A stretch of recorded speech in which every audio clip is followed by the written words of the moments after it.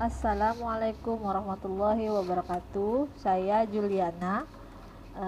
Saya mengajar mata pelajaran Pendidikan Kewarganegaraan kelas 10 di SMA Negeri 1 Keritang.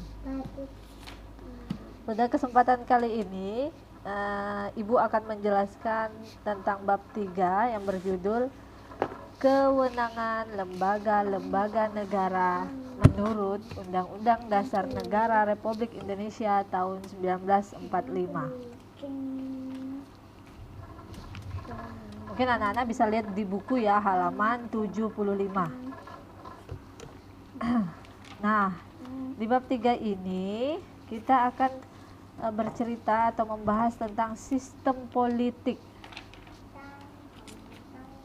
Sistem politik Indonesia merupakan sebuah kajian politik yang menarik untuk dipelajari.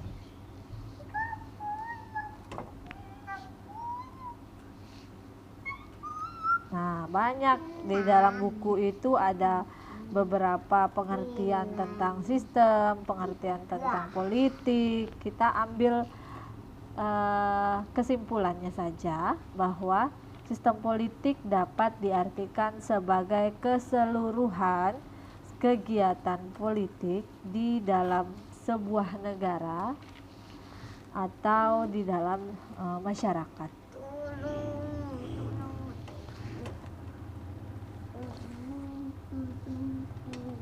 Nah, di Indonesia kita akan membahas politik di Indonesia ya. Ada yang namanya struktur politik.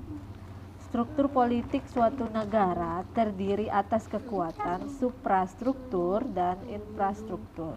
Nah, kita akan membahas satu-satu dulu. Apa itu suprastruktur? Suprastruktur diartikan sebagai mesin politik resmi di suatu negara dan merupakan penggerak politik yang bersifat formal. Contohnya banyak yang formal. Pemerintahan yang kita pelajari sebelumnya ada MPR, ada DPR, ada presiden, ada MA, ada DP, banyak ya. Nah, itu namanya suprastruktur politik. Terdiri dari lembaga-lembaga yang tugas dan peranannya diatur dalam konstitusi negara. Nah, selanjutnya kita membahas tentang infrastruktur. Apa itu infrastruktur? Infrastruktur politik adalah kelompok-kelompok kekuatan politik dalam masyarakat yang turut berpartisipasi secara aktif, namun bersifat tidak formal. Ada 4 contoh dari kekuatan infrastruktur. Yang pertama, organisasi yang tidak termasuk dalam birokrasi pemerintahan itu ada 4 ya. Yang pertama itu partai politik. Apa itu partai politik? Organisasi politik yang dibentuk oleh sekelompok warga negara Indonesia secara sukarela. Nah, di buku bisa anak-anak baca semua.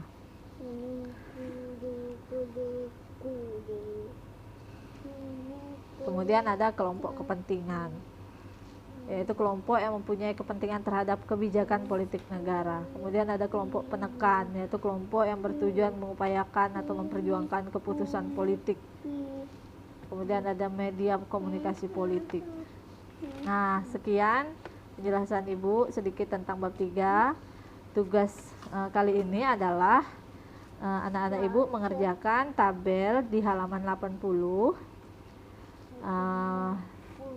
Tabel 3.1 peranan organisasi infrastruktur. Nah, silakan dikerjakan di rumah masing-masing, diantar sesuai jadwal yang sudah Ibu tentukan.